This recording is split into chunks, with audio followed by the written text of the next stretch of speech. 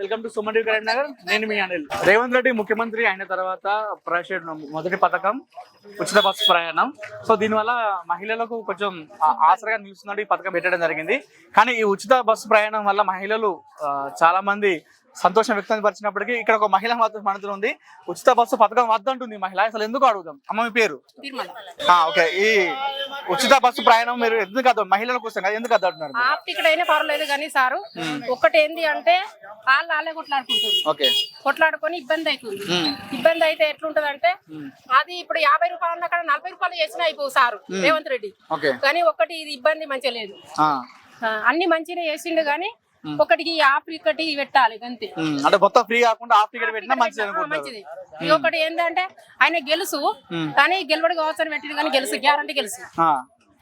So ఇప్పుడు దీని వల్ల ఏమి ఇబ్బంది అవుతుంది అని చెప్పండి. ఏమి ఇబ్బంది లేదు, వాళ్ళకి ఏమి కొట్లాడుకుంటారు కదా, ఆడోళ్ళే కొట్టుకుంటారు గట్లా. అందుకొరకే తక్కువ చేయాలి. కొట్లాడుకుంటే ఎట్లుంటుంది సార్, సీకలు పట్టుకుంటారు, అట్లా కొట్లాడుకుంటారు, పాడుతారు, అంత అంగడి మంచి లేదు. అదొకటి.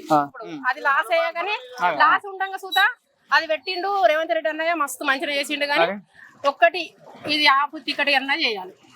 అది మెయిన్ మంచిగా ఉంటది. ఉచిత బస్సు అనేది ఒక హాఫ్ టికెట్ వేసినా బెటర్. బెటర్. ఇట్లా అంటే ఇంకా ఘోరం అవుతుంది.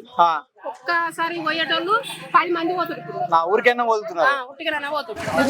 దాని వల్ల ప్రభుత్వానికి లాస్ అని. సో అంటే ఎందుకు పెట్టినట్టు అంటే చాలా మంది మహిళలకు ఉపయోగపడుతుంది ఫ్రీ పెట్టడం వల్ల. మంచిగా పెట్టిండు కానీ అది మంచి లేదు సార్, కరెక్ట్ లేదు. అది లాస్ ఒకటి ఏది కానీ అది పద్ధతి మంచి లేదు అన్నట్టు.